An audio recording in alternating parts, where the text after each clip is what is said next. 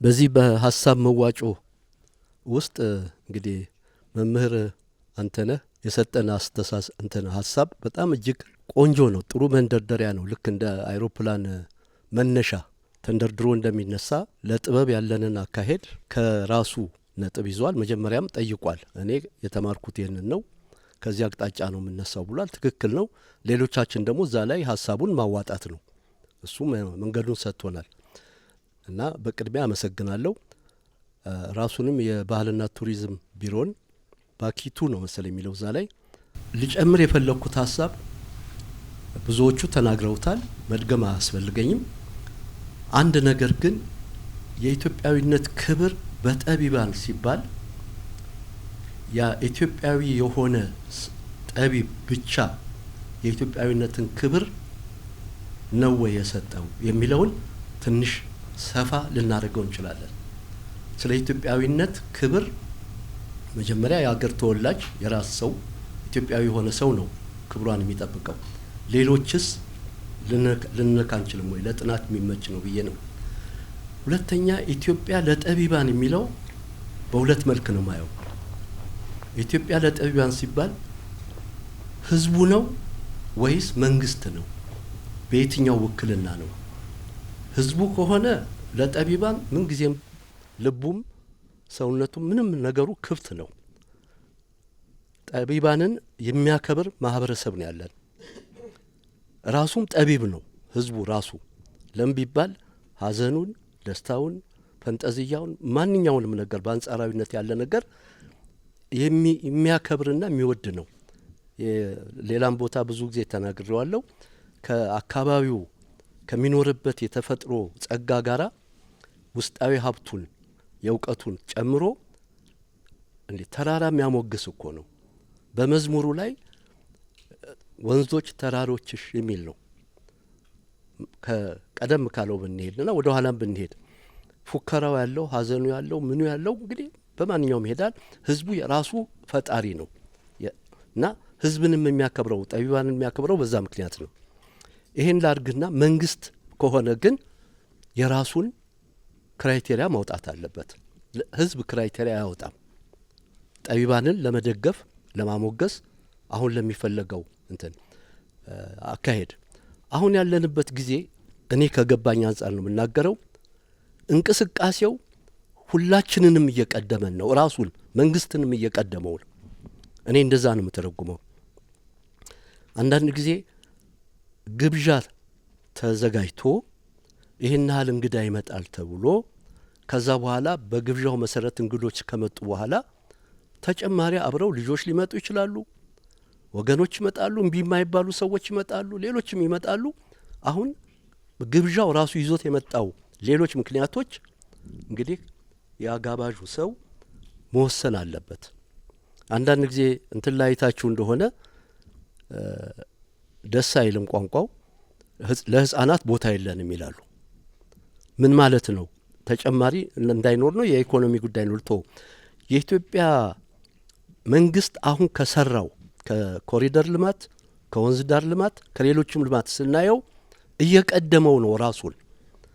ጠቢባኑን ለመጋበዝ እንኳን እየከበደው ነው ያለው። ምክንያቱም መስፈርት አላወጣም። መስፈርት ካላወጣ አካሄዱ ጥሩም ነው አደጋም ነው። ጥሩም ምለው መሰራቱ ነው። አደጋው ደግሞ ተልከስከስ እንዳይል ነው። ምክንያቱም ይህንን ሀሳብ ካላዋጣን ሁላችንም ልንጎዳ እንችላለን። እንደኔ አይነቱ ሽማግሌ ላይጎዳ ይችላል። ለሚቀጥለው ትውልድ ግን ይጎዳል። ይሄንን ትንሽ ሰብሰብ ብለን በየሙያ ማህበራችን ወይንም ደግሞ ማህበር ውስጥ ያሌሉ የጥበብ ሰዎችንም ሰብስቦ ክራይቴሪያ ወይም ደግሞ መስፈርት ካልወጣ አካሄዳችን ስጋት አለኝ። ስለወደድነው አንድ ሰዓሊ፣ ስለወደድነው አንድ ሙዚቃ የጥበብ ሰው እንዲህ ነው ብለን በቃ ይሄንን እዚህ ጋር ስራለት ይሄንን እዚህ ጋር ስራለት ካልን መስፈርት ከሌለን በምን ምክንያት ነው ካላልን ጥበባዊ አይሆንም። ራሱ ጥበብን ትፈልጋለች። በጥበብ ማሰብ ካልቻለን እንግዲህ የማስተዋል የምትባለው ቋንቋ እዛ ውስጥ ነው። ጥበብንም ማስተዋልንም ነው ጠቢቡ ሰለሞን የጠየቀው። ማስተዋል የሚያስፈልገን ጊዜ ላይ ነን። አሁን የተነሱት የጥበብ ሰዎች ቦታ አያስፈልጋቸውም ሳይሆን በምን ክራይቴሪያ ነው የተመረጡት፣ በምስ መስፈርት ነው ይሄንን ያገኙት የሚለውን በደንብ ማወቅ አለብን። ጥላሁንን እወዳለሁ፣ ማሙድን እወዳለሁ፣ ጸጋዬን እወዳለሁ፣ አሊ ቢራን እወዳለሁ። እንደዚህ እያልን ስንሄድ ሁሉም የሚወደዋለሁ። መስፈርት ከሌለን ግን አንድ ላይ መያዝ ያስቸግረናል። ይሄ አንዱ ነው። ግለሰቦችን ለማክበር ከሆነ ቅድም ካነሳሁት ኢትዮጵያ ለጠቢባን ስንል አብረን ማየት የሚገባን ያ የሚሰራው ስራ ቋሚ ነው፣ ቋሚ አይደለም። ቋሚ ሊሆን ይችላል ወይ? እውጭ የሚሰራና እቤት ውስጥ የሚሰራ ተለጥፎ የሚሰራ ምናምን የሚሰራ ብዙ ነገሮች አሉ። ከኛ ሙያ ካየሁት እኔ አሁን ከሙዚቃ ልገባ አልችልም፣ ከቲያትር ልገባ አልችልም፣ አቅሙም የለኝም፣ አላውቀውም። ግን እንደ ሙያተኛ ግን ለምንሰራው ጥበብ ግን ዋጋ መስጠት የምንችለው በተሰራው መጠን በተሰጠው መጠን ውብና ቆንጆ ጠንካራ እና ቋሚ መሆን አለበት። ከጊዜ ጋራ የሚፈልስ መሆን የለበትም። ይሄ በጣም መጠንቀቅ የሚያስፈልገን ነው። ሀሳብ መዋጮ ስለሆነ ደፈር ብዬ የምናገረው ለዚህ ነው።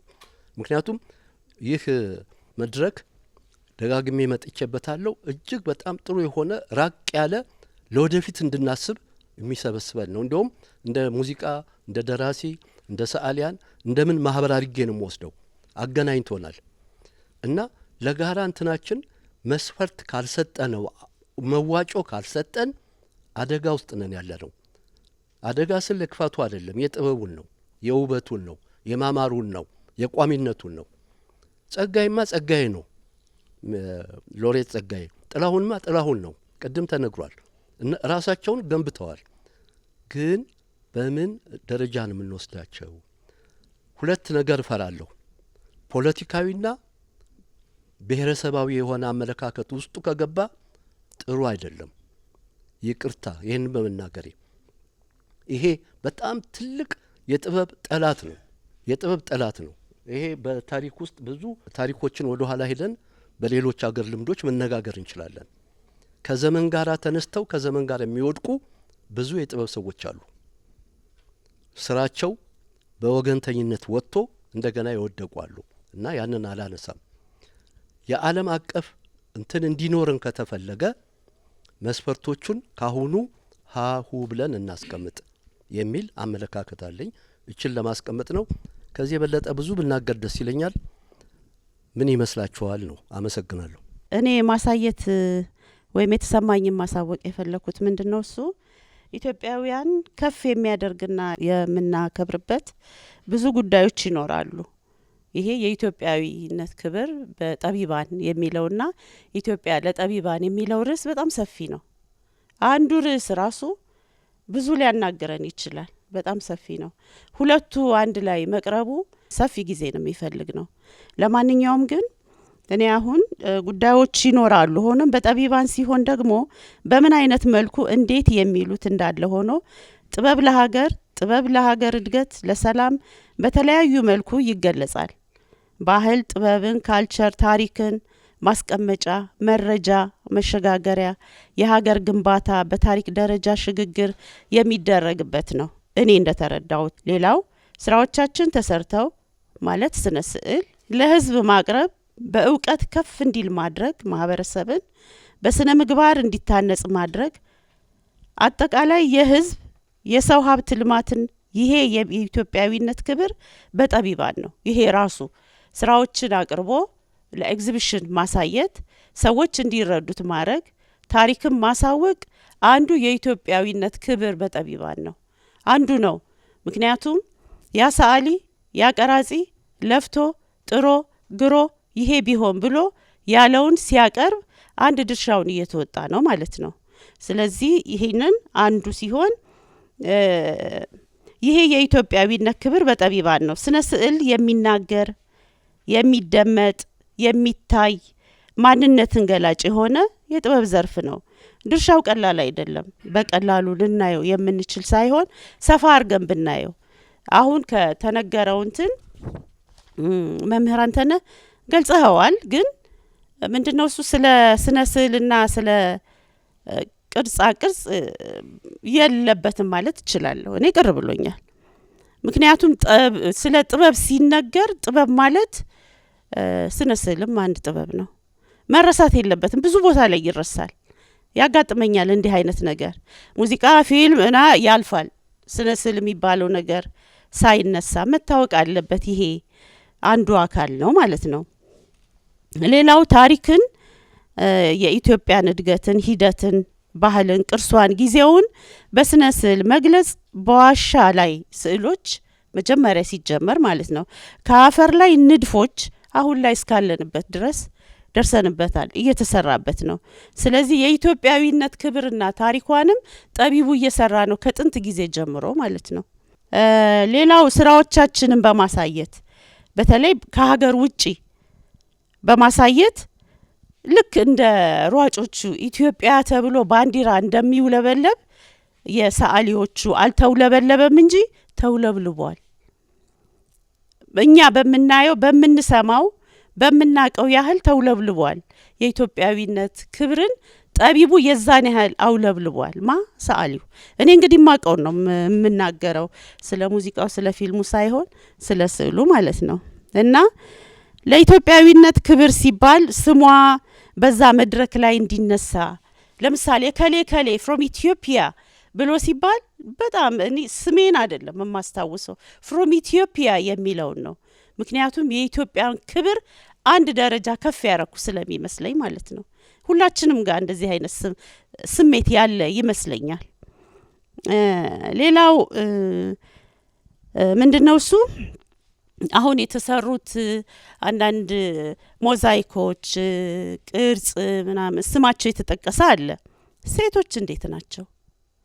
የሉበትም እንዴ? ሴት የሚባል የለም? አሁን እንደዚህ ምናልባት እንደዚህ ብሎ ሲባል ሴት ሲጠቀስ አንዳንድ ጊዜ ደስ የማይል ስሜት የሚፈጠርበት አይነት ነገር ሊኖር ይችል ይሆናል። ግን አይደለም። ወንድ እንዳለ ሁሉ ሴትም አለ። ስለዚህ በታሪክ ሂደት ውስጥ ሴቷ የለችም? ተሰርቷል። እኔ አላቀውም።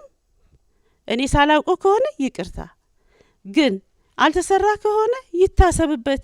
ብዙዎች እኮ አሉ፣ በሙዚቃም ብዙዎች አሉ እኮ በሌሎችም። ስለዚህ እነሱም እንዲታሰቡበት ማሳሰቢያ ነው። ሌላ ኢትዮጵያ ለጠቢባን የሚለው ልክ ጋሽ እሸቱ እንዳለው ነው። እኔ ተመሳሳይ አይነት ስሜት ነው። ማን ነው ኢትዮጵያ ለጠቢባን ብሎ ሲል? ህዝቡ።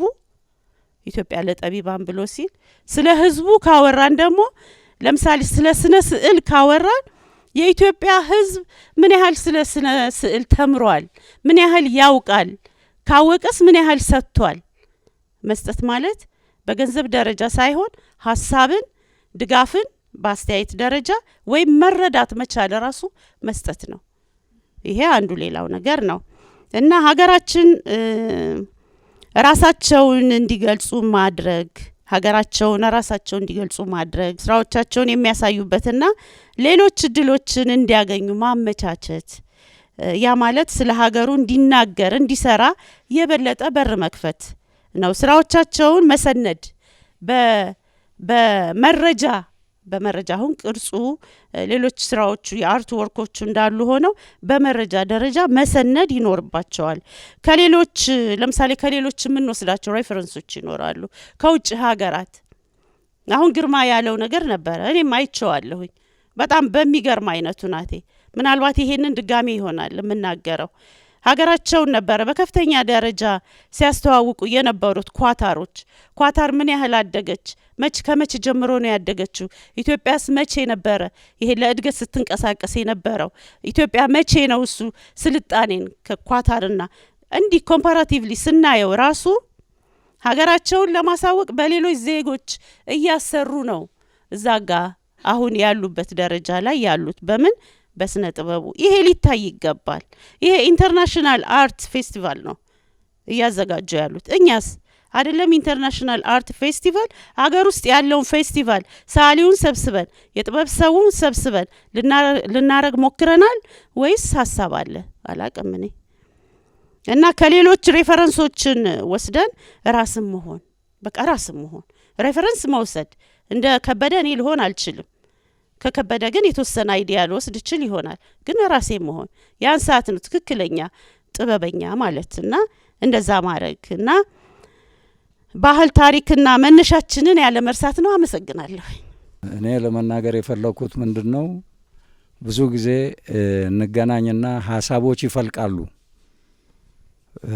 ያው መዋጮ ስለሆነ የቻልነውን ያህል አዋጥተን እንሄዳለን። አሁን መፍትሄ ላይ ይደርሳሉ ወይ ነው ጥያቄዎች ናቸው ሁልጊዜ የሚመጡት። ምንድን ነው የሚደረገው?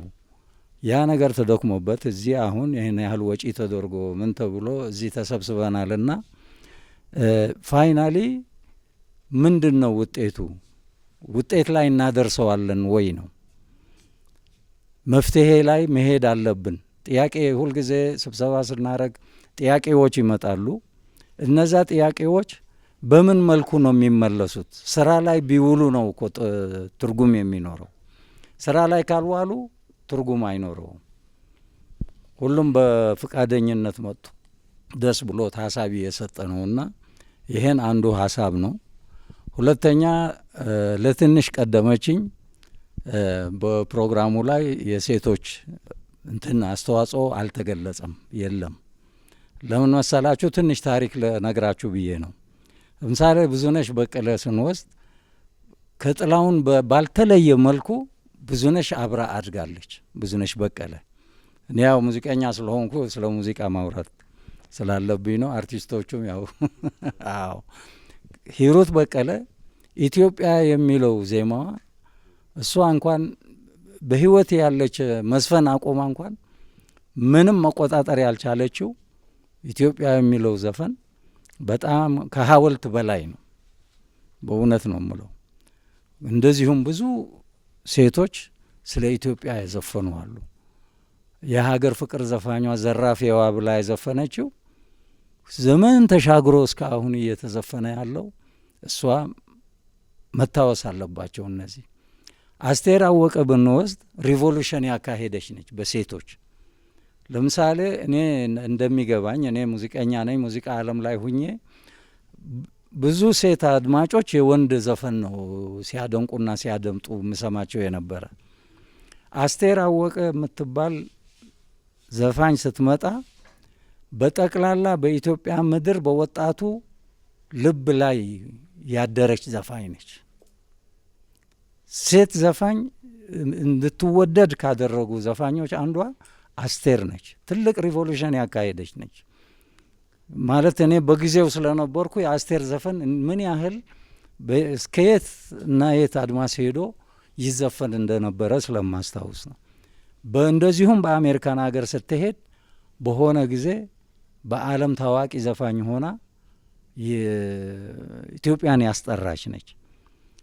እንደዚሁ በአፍሪካ ድሮ የአፍሪካ የሚዲያ ህብረት ነበረና በኬንያ የተደረገው ዝግጅት እዛ ላይ በጣም ትልቅ ስም የተሰጣት ትልቅ ክብር የተሰጣት ዘፋኝ ነችና እንደዚሁም ሌሎች ሴት ዘፋኞች ብዙ ጎበዞች አሉ። እንደ በኋላ የመጣ ጂጂ ስለ አድዋ ስለ ኢትዮጵያ የምትዘፍናቸው ነገሮች ባህል ጠቀስ አርጋ የምትዘፍናቸው ዘፈኖች በጣም የሚደነቁ ናቸውና አሁንም ሌላ እንደዚሁ ሞዛይክ ልንሰራ ነውና ነው ሀሳብ ስጡ ቢባል አደራ እነዚህ ሴቶች እንዳይረሱ አደራ ለማለት ነው። እንግዲህ የኢትዮጵያዊነት ክብር በጠቢባን ሲባል ኢትዮጵያ ዛሬ ለደረሰችበት ዛሬ በታሪክ ስትነሳ የምትኖርበት ሁሉ የጥበብ ውጤት ነው። በጥበብ ነው። አድዋን እኮ ያሸነፍነው በጥበብ ነው። የነበሩት በወቅቱ የነበሩት ሰዎች ምን አይነት እንትኖችን ያስተላልፉ እንደነበረ እንሰማለን። ስለዚህ ጥበብ ምንጊዜም ቢሆን በጣም በከፍተኛ ደረጃ ሀገር ገንቢ የኢትዮጵያዊነትም ክብር ሰጪ ነው። ዛሬ ከተማችንን እኔ በዓለም ደረጃ ልዩ ክብር እንድናገኝ እያደረገን ነው። የጥበብ ውጤት ነው እና ስለዚህ ለኢትዮጵያ ለጠቢባን እየተደረገ ያለው ነገር ጅማሮ ነው። ብዙ ጀግኖች እናቶችም እህቶችም አልፈዋል። ስማቸው ሊጠራና ለተተኪው ትውልድ ሊተላለፍ የሚችል የእነሱን አርአያ ሊከተሉ የሚችሉ በርካታ ነገሮች ሊኖሩ ይችላሉና ስለዚህ ወደፊትም ይሄ መቀጠል አለበት። የኢትዮጵያዊነት ክብር በጠቢባንና የኢትዮጵያ ለጠቢባን እንትን የሚለው ሀሳብ ወደፊትም ወደ ታችም ወረድ ብሎ ቢስፋፋና ይሄ ነገር ሁሉም ግንዛቤ እንዲኖረው ቢደረግ የበለጠ ጠቃሚ ይሆናል። በጣም አመሰግናለሁ። ተደጋግሞ ስለተነገረ ተደጋጋሚ ሀሳብ ላለማንሳት ነው። አመሰግናለሁ። ርዕሱ የኢትዮጵያዊነት ክብር በጠቢባን የሚለው ሀሳብ ጽንሰ ሀሳቡ ያው ብሔራዊነት፣ ሉዓላዊነት ላይ የአንድ ሀገር ህዝቦች ወጥ የሆነ አስተሳሰብ ላይ ያለንን ግንዛቤ ሪፍሌክት እንድናደርግ ይመስለኛል እና የሚቀጥሉ ደግሞ ኢትዮጵያ ለጠቢባን የሚለው ስናፍቅሽም እንዳነሳችሁ ይሄ ሀሳብ ቤቱ እንዳነሳ እዚህ ጋር አወያዮቹ ሀሳብ አዋጮች እንዳነሱት በጣም ጥልቅ ነገር ነው። ስለ ሀገር ሲነሳ ለመግለጽ ትንሽ በእድሜ ጠገብ መሆን ይጠይቃል።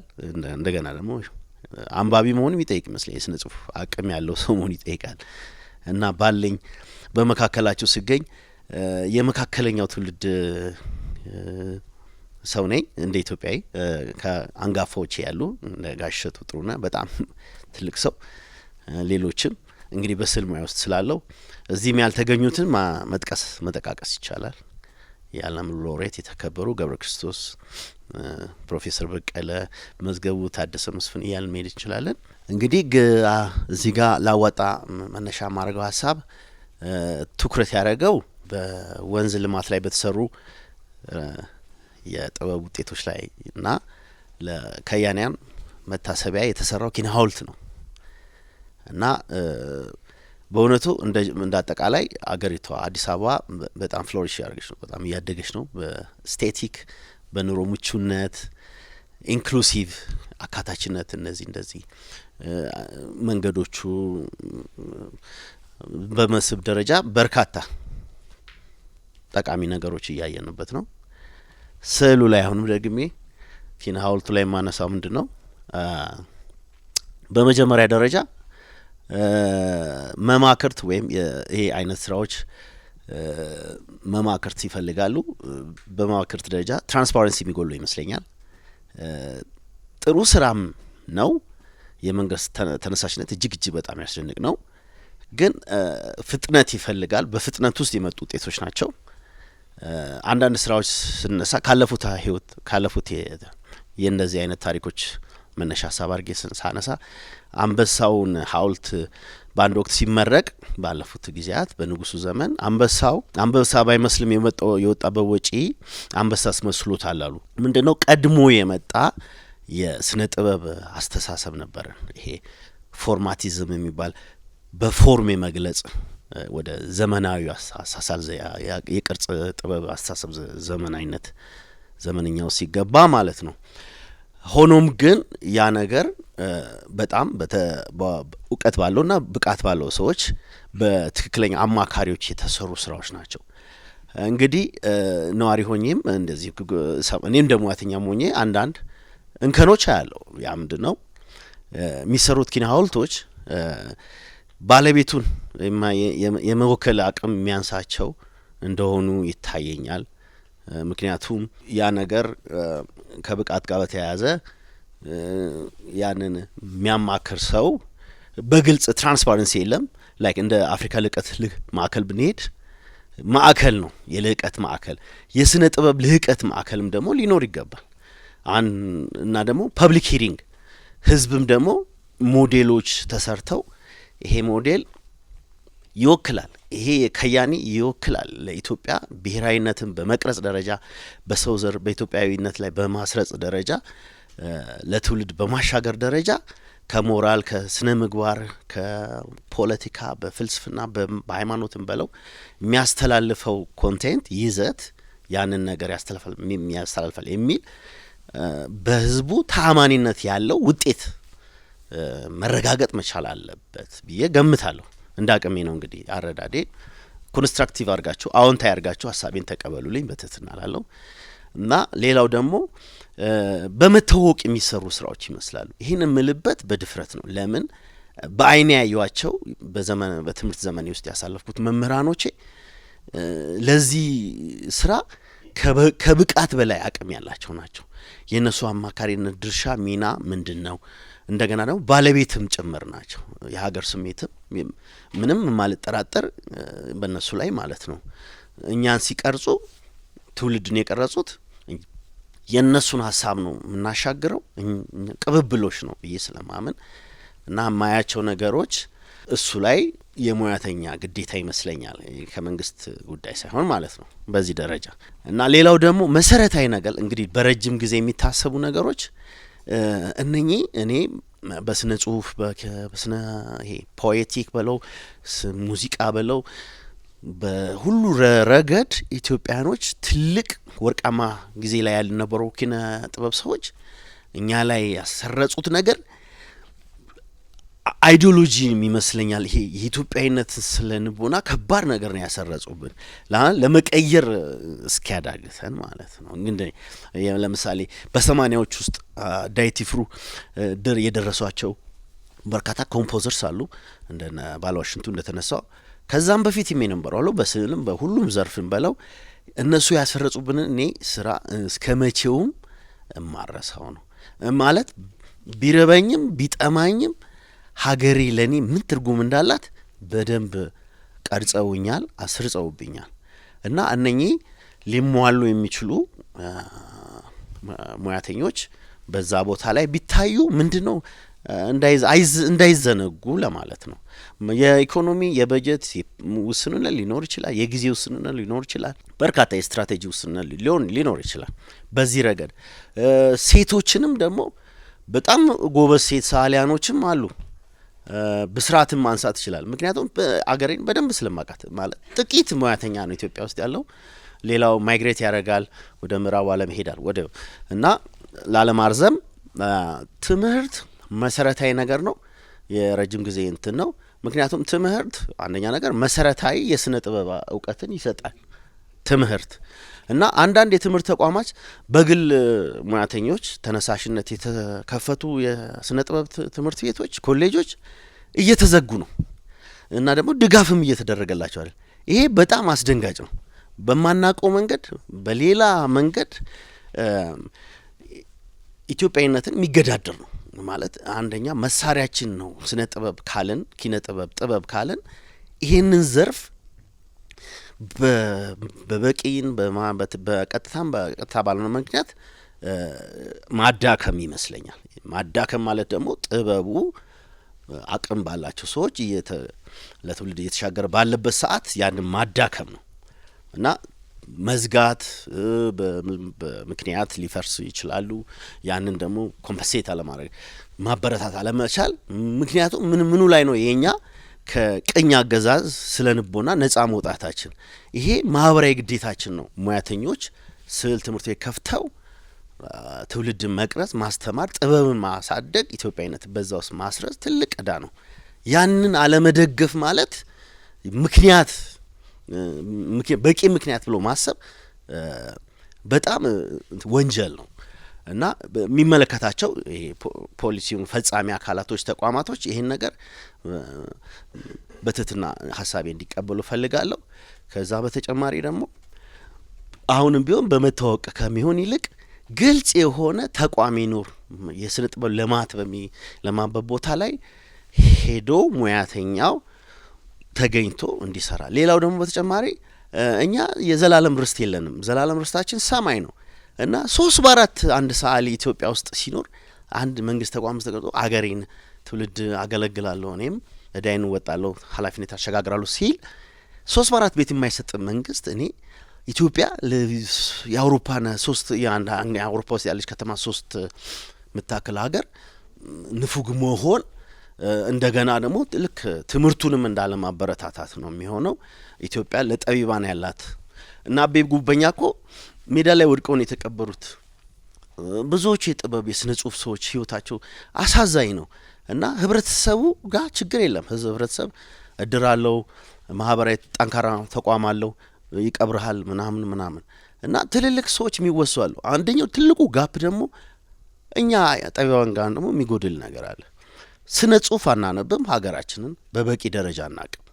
ይሄም አንድ ችግር ነው እና ደግሞ በየዘመናት ወጀብ ውስጥ ደግሞ መወዛወዝ ችግር አለብን። ይሄ የመንፈስ ጥንካሬ ያስፈልገናል። ይሄ ስሜት ሀገራዊ ስሜት ያስፈልገናል።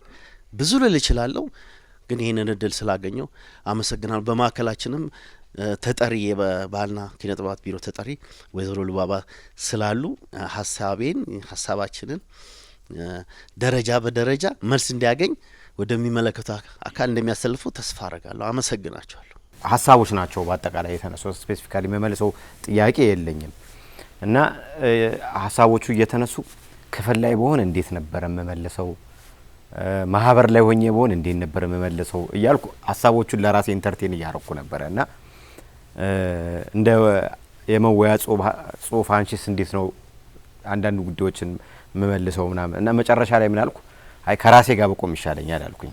እንደ አንተነ ነኝ፣ ባለሙያ ነኝ፣ ስለዚህ አገሩም የኔ ነው፣ ሙያውም ይመለከተኛል እና በዛ ጽንሰ ሀሳብ መንገድ በመልሰው ይሻላል ራዘዛን እንደ ሪሰርች እንደምናምን ከማነሰው እና የመጀመሪያው ነገር የሀሳብ መዋጮ ነው። እንግዲህ የመዋጮ ትንሽ የለውም እንደምታውቁት 10ም 20ም 30 ሚሊዮንም የሰጠ ሰው ንፉግ አይደለም፣ ያለውን ሰጥቷልና ስለዚህ የትኛውም ሀሳብ ቫሊድ ነው ብዬ አስባለሁ። በተነሱ ሀሳቦች ላይ ማጥለል ማንጓለል ምናምን ይፈልግ ይሆናል፣ እሱም ደግሞ የሂደት ጉዳይ ነው ብዬ አስባለሁ እና ልክም ስህተትም ነው ብዬ አይደለም አንዳንዱ ጉዳዮች ላይ የማወራው። ግን መጨረሻ ላይ ተናጋሪ መሆን በርቀት ከኔ በኋላ ተናጋሪ ቢኖርም የመጨረሻው መጨረሻ ዝቅ ብሎ መገኘት አንዱ ጥቅሙ ይሄ ነው። ሀሳባችሁን ለመለስ ያስችላችኋል። የመጀመሪያው ነገር መነሻ ላይ ግልጽ አድርጌ ነበረ። የውይይቱ መነሻ ሀሳብም ሲመጣ ኮሚኒኬት ሲደረግ በተሰሩት ሀውልቶችና ሞዛይኮች መነሻነት ስለ ሰዎቹ ፕሮፋይልና የሰሩትን ስራ በማንሳት ቫሊድ ነው አይደለም ምን ስለሰሩ የሚለውን ነገር እንድናነሳ ስለተፈለገ ነው ዊ ፎከስድ ኦን ስድስቶቹ ሰዎች ባለሙያዎች ላይ እንጂ አርትን ስለረሳ ነው፣ ስነ ጥበብን ስለረሳ ነው፣ ስዕልን ስለረሳ ነው ምናምን አይደለም ጉዳዩ። ይሄንን በዚህ እንድትረዱ ትፈልጋለሁ እና ሜቶዶሎጂ ይባላል በሪሰርች ቋንቋ። እሱ መጀመሪያ ግልጽ አድርጌያለሁ። የምናወራው በስድስቱ ላይ ተመስርተን ነው ብያለሁና ቅር እንዳይላችሁ። በተለይ ሰዓሊያን ብዙ ሀሳብ አንስታችኋል። ያልተናገሩም ሰዎች እንደዛ ሊሰማቸው ይችላልና ጉዳዩ ፐርስፔክቲቭን የመምረጥና በተነሳው ጉዳይ ላይ የማውራት ጉዳይ ስለሆነ ነው እንጂ በማግለል አይደለም። የፐርፎርማንስ ሰው ነኝ፣ የጆሮ ሰው ነኝ፣ የአይን ሰው ነኝ። ስለዚህ ጉዳዩ የኔም ጉዳይ ነው ብዬ ነው ማስበውና የማግለል ጉዳይ ሳይሆን ለመድረኩ በተዘጋጀው አቅጣጫ የማውራት ጉዳይ እንደሆነ እንድትረዱ ትፈልጋለሁ። ከዛ በኋላ ግን እኔ ፐርሰናሊ ባለኝ ኤክስፒሪየንስ ውስጥ እንደ አንድ የኪነ ጥበብ ባለሙያና መምህር ተመራማሪ አንዳንዴ በነቢብ በገቢር የሚባሉ ነገር አለ። በሀሳብ የምናስበው ነገር በተግባር የምንገልጠው ነገር ካልተስማሙ ትንሽ ችግር ይሆናል። አሁን ወደ ራሴ የገባው ማለት ነው።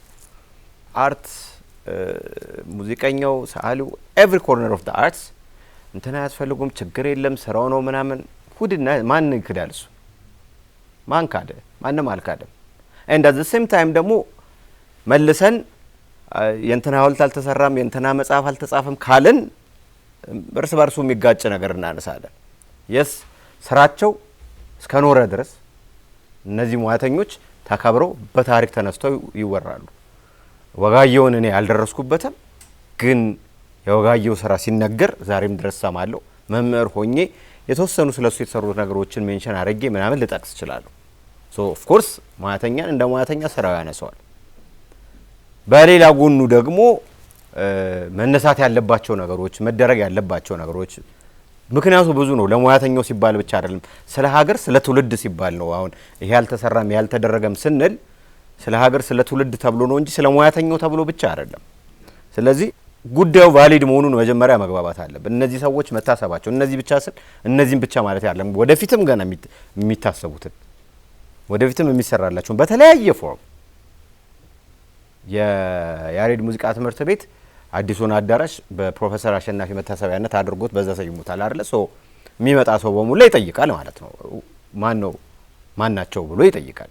ሶ በተለያየ ፎርም ሲሰሩ አፕሪሺየት ማድረግም ያስፈልጋል። የጎደለውን መጠየቅ እንዳለ ሆኖ ማለት ነውና እሱ እንዲታሰብልኝ እፈልጋለሁ። ሌላው ከዘመናዊነት ከኤአይ ከገንዘብ ከምናምን ጋር የተያያዘ ነገር አለ። እኔ እንግዲህ ትንሽ ከኔ ከፍ ካሉት ከአባቶቼ መለስ ድልድይ ለመሆን ይችላሉ መሰለኝ አሁን በደረስኩበት እድሜ። እኔ በግሌ እንደ አንድ ሙያተኛ ከዚህ ሀሳብ በጣም እለያለሁ። ዘመናዊነት ምንድን ነው? ሞደርኒቲ ምንድን ነው? በዚህ ዘመን የሚሰራው ስራ የራሱ ሰንካላ ነገር አለው። አዎ አለው፣ እቀበላለሁ። ልክ በዛኛው ዘመን የሚሰራው ስራ የራሱ ሰንካላ ነገር እንዳለው የምናደርገው ምንድን ነው? ሰንኮፉን እየነቀልን ሰንካላውን ነገር እያጸዳን ለመራመር ነው። ሶ ዘመናዊነት በራሱ መጥፎ አይደለም። ቅድም ዶክተር ጓለን መንሽን አድርጌ ነበር፣ በተዋህዶ ከበረ ይላሉ። ስለዚህ እንዴት አድርገን እናዋዳለን እና ደግሞ በአንድ ዘመን ውስጥ በአንድ መልክ ውስጥና በአንድ ቅርጽ ውስጥ ስለተገኙ ብቻ መጨፍለቅም ተገቢ አይደለም። በጣም የዚህ ዘመን ሆነው ዘመናዊ ስራ ሰርተው ከዓለም ጋር የሚግባባ በዓለም ቋንቋ የሚዳረስ ነገር ሰርተው የኛ ሀገር ሙያተኞች እኮ አሁን በጣም አፕሪሼት የምናደርጋቸው ሙያተኞች አሉ። ስለዚህ የቱ ጋ ነው ችግሩ ያለው? ስልቱ የተቀየረው የቱ ጋ ነው? የቱን ነው ማረም ያለብን ብለን ካላየን ከትውልዱ ጋር እንዴት ተግባብተን እንሰራለን? የማህበር መሪዎች አላችሁ፣ ኃላፊዎች አላችሁ፣ ሙያተኞች አላችሁ፣ ሲኒየሮች አላችሁ፣ መምህሮች አላችሁ። ዝቅ ብላችሁ ከኛ ጋር እንዴት ትሰራላችሁ? እኔ ዝቅ ብዬ ከተማሪዎቼ ጋር እንዴት እሰራለሁ? ኦ ዩር ሞደርኒቲ ኢዝ ጀስት ኮተት ካላችሁኝ እዛ ጋር መደማመጥ እናቆማለን። ሶ እንዴት አድርገን ነው ዘመናዊ የምናዋሃደው? የእኛን ስር ጠብቀን ሌላው ዓለም እየሰጠው ያለውን እውቀት ደግሞ የሚጠቅመንን እንዴት አድርገን ወስድን እንዴት አድርገን ብናስማማ ኮላይድ ብናደርግ የተሻለ ውጤት እናመጣለን እንደ አርት ኢትሰልፍ እና ኔሽን ዋይድ የሚለው ጥያቄ መጠየቅ መቻል አለበት። በስመ ዘመናዊነት ፖስት ሞደርኒዝም እና ገንዘብ ምክንያት መጨፍለቅ የለበትም። በዚህ ጎኑ አርቲስቱ ምንም የለውም ድሃ ነው እንላለን። በዚህ ጎኑ ደግሞ አርቲስቱን ገንዘብን ያበላሸው ካልን እስገነቢ እፋላ ሲባል ተሳልፍ አሁን በጣም ትልቅ ሀብት አቅም ምናምን ያላት ትልቅ አገር እንዴ እኛ የምንከራከረው እኮ ባንድ ወገን መንግስት አርቲስቱ መስማት አለበት፣ ምክንያቱም ኢትስ አ ቢግ ኢኮኖሚክ ፓወር እያልን ነው። ማንም ሰው በዚህ ጉዳይ መጥቶ መከራከር ይችላል። የስ ኢትስ አ ቢግ ኢኮኖሚክ ፓወር። ገንዘብ አይደለም የሚያበላሸው። ገንዘብ የትም ቦታ ከተገኘ በአግባቡ ካልተሰራበትና ካልተመነዘረ ያበላሻል፣ ያጠፋል። በአግባቡ ካወቀበት ደግሞ አገር ይመራበታል።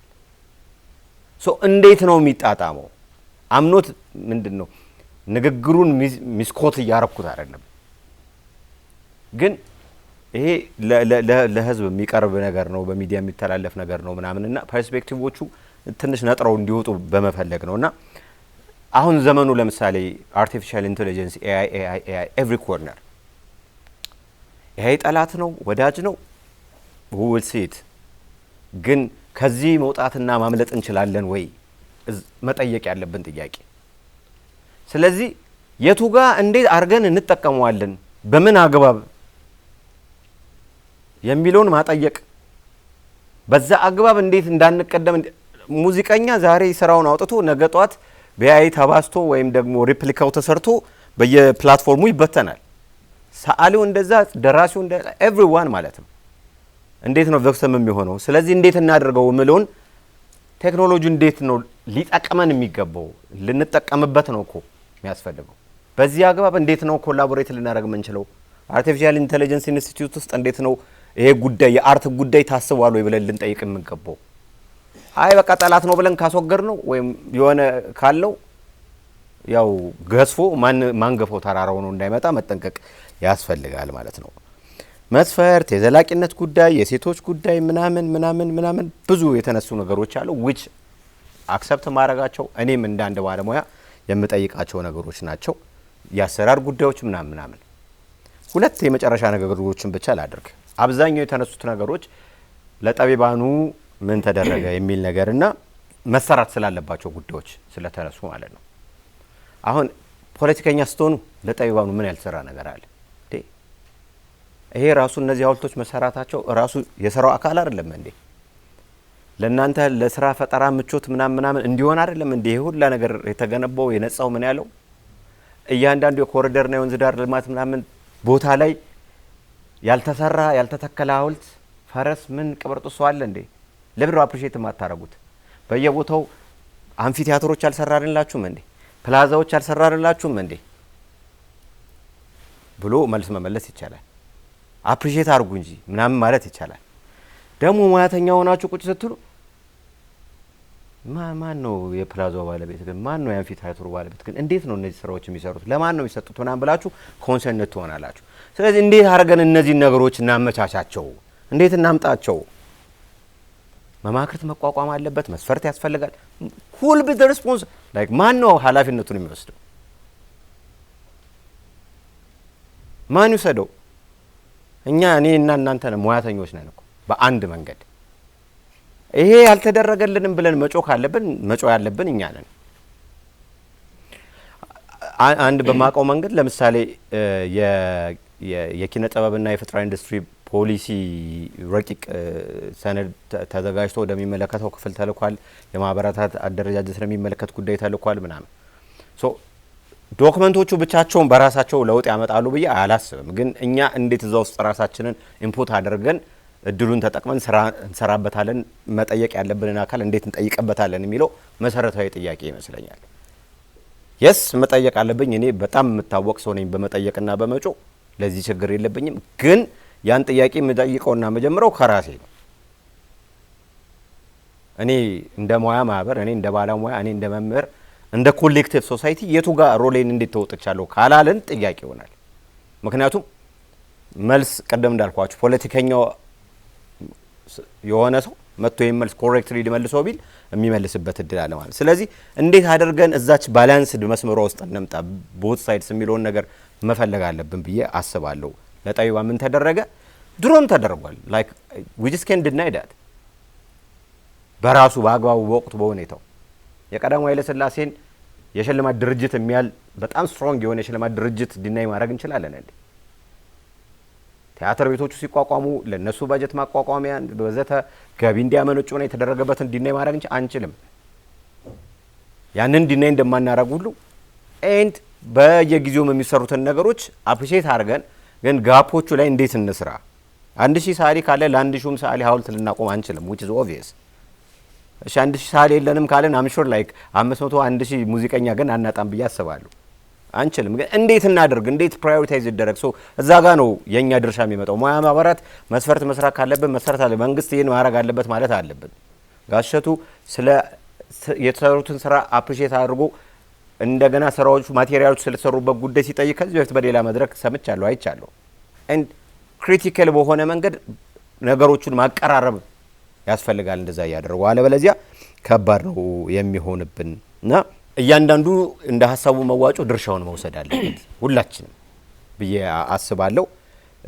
ግን የስ ጥበብ ለብሔራዊ ክብር ማስጠበቂያ፣ ማራመጃ፣ ማቆያ እና ማራመጃ የራሷ ሚና አላት። ሙያተኛውም ጠቢውም ደግሞ ከዚህ ውስጥ የሚፈልገው ነገር አለ። እንዴት አድርገን እነዚህን አስጠብቀን የተሻለ ትውልድ የተሻለ ሀገር ግንባታ ላይ እናውለው የሚለውንም ነገር በጥቅል ሀሳብ እንዳንዘነጋው አደራ እላለሁ። ቴንክ ዩ። እሺ እናመሰግናለን አንተነህ ሰይፉ በቅድሚያ ላነሳው ጥናታዊ ጽሁፍና ከእናንተ ለሰነዘራችኋቸው ሀሳቦች ለሰጠው ማጠቃለያ ማለቴ ነው። የፕሮግራሙን አጠቃላይ በተመለከተ ደግሞ የዕለቱን ማጠቃለያ የሚሰጡልን የከተማ አስተዳደሩ ባህልና ኪነ ጥበብ ቢሮ የኪነ ጥበብ ዘርፍ ምክትል ቢሮ ኃላፊ ወይዘሮ ሉባባ ጀማል ናቸው። ወደ እሳቸው እመራዋለሁ መድረኩን። በቅድሚያ ወንድማችን ለኔ ደግሞ መምህር የሚጨምር ነው አንተነህ ሰይፉ ያቀረበንልን መነሻ ሀሳብ በጣም ቆንጆ ነበረ። ከመግቢያው እስከ ሪኮመንዴሽኑ የነበረው አቀራረብ በጣም ሳቢ ነበረ። መግቢያው አካባቢ ያነሳው ደግሞ የሂውማን ካፒታል በኪነ ጥበብ ውስጥና ለሀገር ያለውን ድርሻ ያነሳበት መንገድ በጣም አሪፍ ነበር። ራሱ እንደ አንድ የሀሳብ መዋጮ ርዕስ መሆን በሚችል መልኩ እንደ ደወል አርጌ ወስጄዋለሁና አመሰግናለሁኝ። ቢሮአችንን በመወከል ምስጋና ላቀርብ እወዳለሁ። በሌላ በኩል ደግሞ የኛ ባለድርሻ አካላት ሁሌም ከኛ ጋር ሆናችሁ የሚነሱትን ኢሹዎች የራሳችሁን የሀሳብ መዋጮ ስለምታደርጉ ሁሌም እናመሰግናችኋለን። አሁን ሰዓትም ሄዷል። በእኔ በኩል በአጭሩ የተወሰነ ነገር ሀሳቡ ላይ ወይም ርዕሰ ጉዳዩ ላይና የተነሱት ደግሞ ከቤት የተነሱ ሀሳቦች ላይ ግልጽ ሊሆንም የሚገቡም ሀሳቦች ተነስተዋል። እዛ ላይ ትንሽዬ ነገር ማለት ፈልጋለሁ። እንግዲህ የኢትዮጵያዊነት ክብር በጠቢባን ኢትዮጵያ ለጠቢባን ስንል በጣም ሰፊ ርዕስ ነው፣ ይታወቃል። በጣም ለብዙ ቀናቶች ሊያስወራን የሚችል ለአመታት ሊያስወራን የሚችል ነው። የሚቋረጥም አይደለም፣ ቀጣይነት ያለውም ሀሳብ ነው። ምክንያቱም እዚህ ውስጥ ያለው ትልቅ ምሰሶ ኢትዮጵያዊነት የሚል ወይም የኢትዮጵያዊነት ክብር የሚል አለበት። ኢትዮጵያዊነት ትርጓሜው የሚጸናው እንዴት ነው? በወል ወይም ደግሞ የጋራ ትርክት በምንለው እሳቤ ውስጥ ነው የሚጸናውና ይሄንን የወል ወይም ደግሞ የጋራ ትርክትን ያጸኑልን እስከዛሬ እንደ መነሻ አድርገን የምንወስዳቸው ከነሱም በፊት የነበሩም በግልጽ ልናያቸውና ልናነሳ ምንችለው የጥበቡን ቤተሰብ ነው። ለዛም ሲባል ነው የጥበቡን ቤተሰብ ለኢትዮጵያዊነት ክብር ሲምቦል ወይም ምልክት አድርገን የምናነሳቸውም በእነሱም ዙሪያ የምናወራው። የወል ትርክትን ወይም የጋራ የሆነን ትርክትን ነው አጉልተን የምናወራው ማለት ነው። እዚህ ጋር ብዙ ወደ ኋላ የተነሱም ሀሳቦች ነበሩ፣ እንደ መስፈርት አይነት የተነሱ እንደ ጥያቄ መስፈርት ተብሎ የተነሳ አለና እሱ ወደ ኋላ መጣበታለሁ። የወል ትርክታችንን ካነሳን የአንድ ሀገር ወይም ደግሞ የአንድ ህዝብ ህልውና ትናንትን፣ ዛሬን፣ ነገን በአንድ አጣምሮ የያዘ የህልውናችንን ጥያቄ ነው እዚህ ጋር እያወራን ያለ ነው ማለት ነው። እንደ ኢትዮጵያዊ ዛሬ እያወራንላቸው ወይም እያነሳናቸው ያለን ጠቢባን የወል ትርክት መሰረቶችም ምሰሶዎችም መስታወቶችም ናቸው።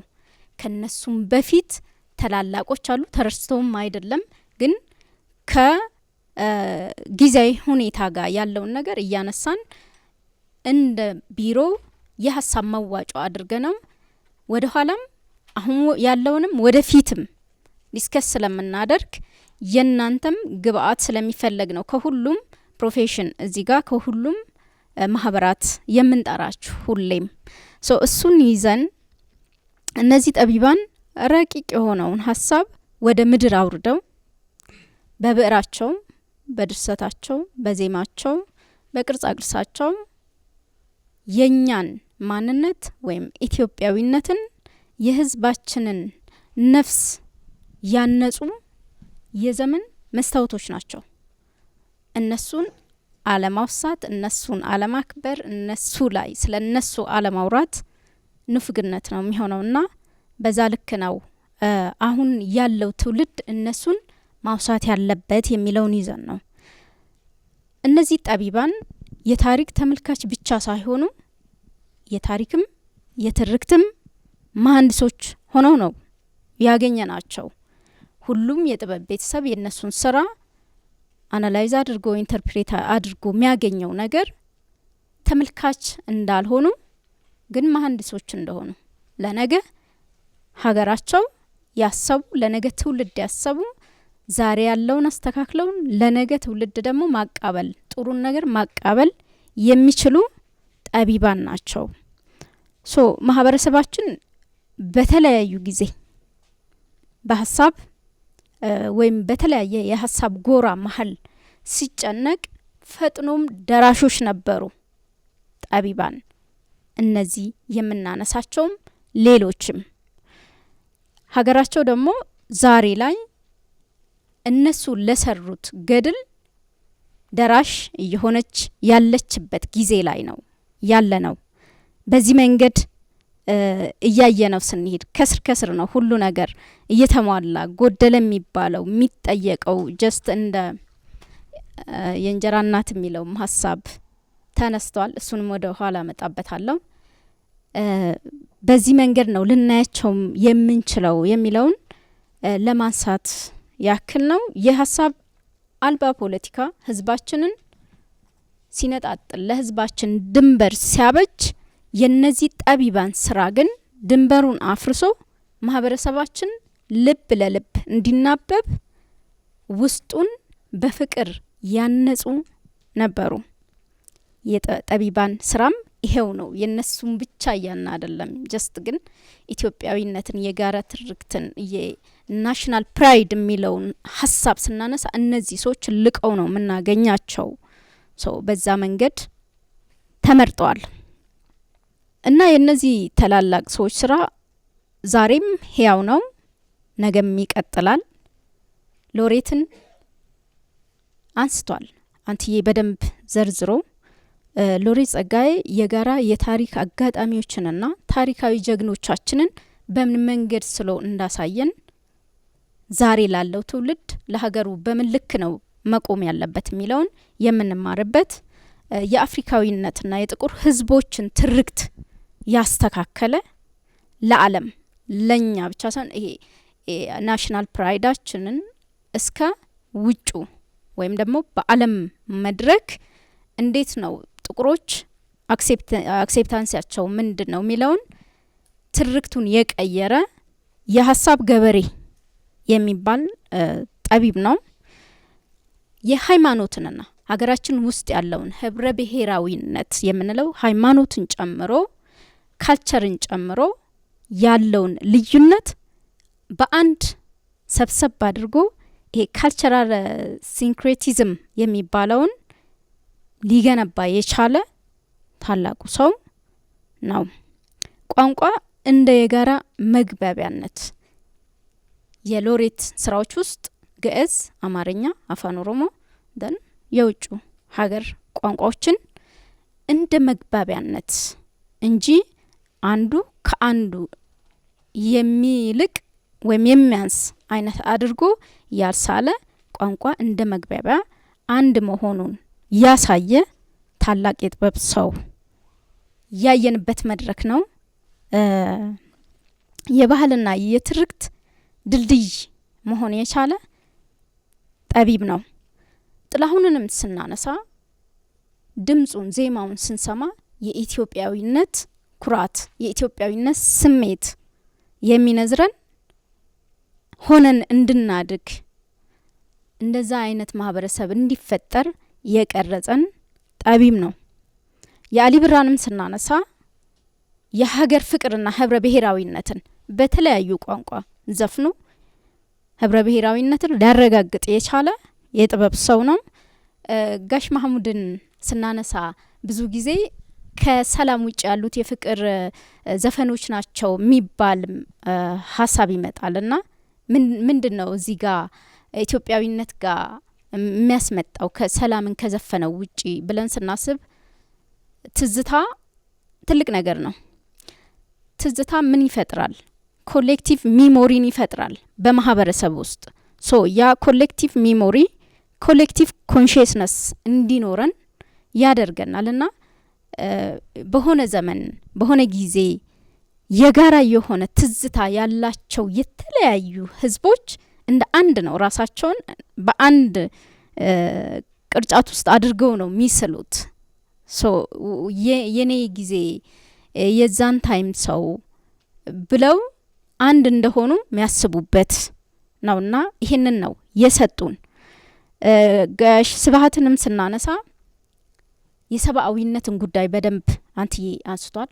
ከዛም በተጨማሪ ወጣቱ ህዝቡ እውነታን እንዲጋፈጥ ጀስት መነገር የሌለባቸው በጥበብ ስራዎች በድርሰት ውስጥ መነገር የሌለባቸውን የኛ ህዝብ እንደ ይሉኝታ የለውም ምን የለውም እያለ የሚደብቃቸውን እውነታን የመጋፈጥ ልምድን ያካፈሉን ጠቢባን ናቸውና እነዚህ ሰዎች ዛሬ ለዛሬ የሀሳብ መዋጮ እንደ ፐርፐዝ ደሞዛይክ ወይም ሀውልቱ ፐርፐዙ ምንድነው የተፈለገበት?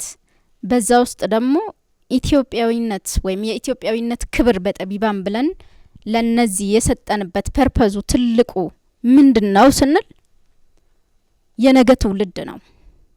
የነገ ትውልድ የዛሬው የነሱን ይሰማል፣ የነሱን ያያል፣ እየሰራም ያለ ይሆናል። ነገ ግን ነገ የሚመጣው ትውልድ የነዚህን ሐውልት አይቶ ስራዎቻቸው ላያቅ ይችላል። አይቶ ግን ጠይቆ ምን እንደሆኑ ለምን እንደቆመላቸው ለሀገር የሰሩትን ስራ ሲነገራቸው በዛ ልክ ማደግ የሚችል ትውልድን ማምጣት እንዲቻል ነው። ሶ the purpose የሚለው መያዝ አለበት። የነዚህን እንደ አደራ አሁን ያለው ትውልድ ለነገ ምንድነው ማድረግ ያለበት የሚለውን እነዚህ ያቀጣጠሉትን የጥበብ ችቦ ተቀብለን ለነገው ትውልድ ተስፋን ሊሰንቅ የሚችል ስራዎችን የፈጠራ ስራዎችን የኛ ኢማጂኔሽን በዛ ልክ መቀረጽ እንዳለበት ለነገው ትውልድ ለሚመጣው ባለ ተስፈኞች እንዲሆኑ ማድረግ እንድንችል የምንማርባቸው ናቸውና በዚህ ልክ የሚታዩ ናቸው። ከዚህም በላይ እኔ ከምገልጻቸው በላይ ናቸው፣ ወይም እያንዳንዳችን ከምንገልጻቸው በላይ ናቸው። ለዛም ነው ታሪክ ህያው ነው፣ ሁሌም የማይነጥፍ የማይጠፋ ለትዝታቸው ለታሪካቸው እንግዲህ ሀገር ነው ያቆመላቸው። ይሄ ኢትዮጵያ ለጠቢባን ሲባል መንግስት ነው ህዝብ ነው ምናምን የሚባል ነገር ይሄ የሚከፋፈል አይነት ሀሳብ አይደለም። ህዝብ መንግስት ህዝብ ነው። ሶ ህዝብ ነው እነሱን ያወሳው ብለን መረዳት ነው መቻል ያለብን። ይሄንን በዚህ መንገድ ከያዝን አንዳንድ የተነሱ ሀሳቦች አንድ 4 ሀሳቦች ላይ አንደኛ አንተ ያንስተውታል የማዳላት የእንጀራ እናት የእንጀራ አባት የሚባል ሀሳቦች ተነስተዋል። ክሊር መሆን ያለባቸው ግን በአሁን ጊዜ በለውጡ መንግስት እንኳን ለጥበብ ቤተሰብ ሁሉ ነገር በአንድ ጀንበር አይሆንም። እንኳን ለጥበብ ቤተሰብ ግን ይቅርና በኢትዮጵያ ፖለቲካ ውስጥ የእንጀራ እናት የእንጀራ አባት የሚባል የፖለቲካ ትርክት ያከተመበት ነው። ሁሉም ኢትዮጵያውያን እኩል የሚኖሩባትን ሀገር እኩል የምንኖርባትን ሀገር የሚገነባ ስርዓት ነው ያለው። ከዛ ባለፈ ለጥበብ ቤተሰብ ዛሬ ለ5 ሰው ለ6 ሰው ሐውልት ሊሰራ ይችላል። ከዛም አልፎ በሁሉም ፕሮፌሽን ሁሉም ማስታወሻን ይፈልጋል። የአትሌቶች የእንትን መንደር ተሰራ አይደለ? አንድ ቦታ ላይ የሚጎበኙበት ሐውልት ተሰራ። ለኪነ ጥበብ ቤተሰቡ ደግሞ በሚገባቸው ቦታዎች በሚቻለው ጊዜ ሁሉ ጅማሮ ነው አሁን ያለው፣ ይቀጥላል። የሚቆም ነገር የለም፣ ይቀጥላል። አገራችንም ገና አንድ ብላ ነው የለውጥ መንገድ የጀመረችው። በለውጥ መንገድ ውስጥ የሚራመዱት የጠቢባን ሚሞሪ ነው፣ ይቀጥላል። ይሄ ደግሞ ይሄንን በዚህ ብንይዘው ጥሩ ይመስለኛል። ከዛ የተጀመሩ ስራዎች በአንድ ስርዓተ መንግስት ብቻ ሆነው እንዳይቆሙ እህቴ ያነሳችሁ ከዚህ አካባቢ በጣም ጥሩ የሆነ ሀሳብ ነው። ይሄ ለፖለቲካ ሸቀጥ እንደሆነ መስሎ መታየት የለበትም። ኢትዮጵያ እየገነባች ያለችው ሀገራዊ ስርዓት ነው፣ ተቋማትን ነው። ማይፈርስ ተቋም ሀገራዊ ስርዓትን ነው የገነባ ያለው። ሶ ተቋማት ተገነቡ ማለት ትውልድ እየተገነባ ይሄዳል። ሰው በዛ ስርዓት ውስጥ የነበረ ሰው ሊሄድ ይችላል፣ ሰው ሊቀየር ይችላል። ግን ተቋም እስከ ተገነባ ድረስ ለአንድ ስርዓት ተብሎ የሚሰራ ነገር የለም። የተጀመረው በተገነባው ስርዓት ውስጥ የሚቀጥል ስራ ነው የሚሰራውና ይሄ ስጋትሽ በዚህ መንገድ ነው መልሱን ልመልሰው የምችለው። ሌላ ዘመናዊነትና ኢትዮጵያዊነትን ማስተሳሰር አይቻልም ወይ የሚል ጥያቄም ተነስቷል። ዘመናዊነት እኮ ኢትዮጵያውያን እኮ ሲቪላይዜሽናችን በጣም የቆየ እኮ ነው። አሁን እኛ ለሲቪላይዜሽን እኮ አዲስ አይደለንም። ዘመናዊነትን ቀድመን ነው የጀመርነው። አልን እኮ አነሳለ ራሳችን ዘመናዊነትን በአክሱም ዘመናዊነትን በላሊበላ አሳይተናል። ሶ የከተሞቻችን መልክ ምንድነው መምሰል ያለባቸው? ከአክሱምና ከላሊበላ መላቅ አለባቸው ማለት ነው። ሶ እንደ ማህበረሰብ ፍልስፍና ደግሞ የካልቸራል የሆነው ፊሎሶፊያችን ምን ነበር የሚመስለው ገጠር ውስጥ ያለው ምናምን እሱን ነው ወይ እዚህ ጋር አፕላይ የምናደርገው አሁን ገጠር ውስጥ ያለው? እሺ እሱም እንዳይጠፋ እየተደረጉ ያሉ ልብ ብለን ካየን ከኛ ካልቸር በጣም የወጡ የግንባታም ሆነ ሌሎች ስራዎች የሉም። ብዙ ጊዜ የምታዩ ከሆነ ክብ ናቸው የሚሰሩ ለኮፊ ምናምን መንገድ ላይ የሚሰሩ ትልልቅ ህንጻዎች በውስጣቸው የኛን ታሪክ ሊያንጸባርቁ የሚችሉ ስራዎች ናቸውና እኛ ከዘመናዊነት የራቅን ሰዎች አይደለንም። ዘመናዊነትን ያስጀመርን በዛ ደግሞ ተነስተን አሁን ላይ ከዛ የላቀ ስራን እያስቀጠልን ያለንበት ጊዜ ላይ ነን። ይሄንን ደግሞ የምታረጋግጡት የምናረጋግጠው የጥበብ ቤተሰቦች ነን። እኛ በባለቤትነት ነው የሚሰሩትን ነገር የማድነቅ ክሪቲሳይዝ አድርገን ደግሞ ይሄ ኮንስትራክቲቭ የሆነውን ክሪቲሲዝም አምጥተን እየገነባን ደግሞ መሄድ ያለብን በዚህ መንገድ ብንይዘው ጥሩ ነው።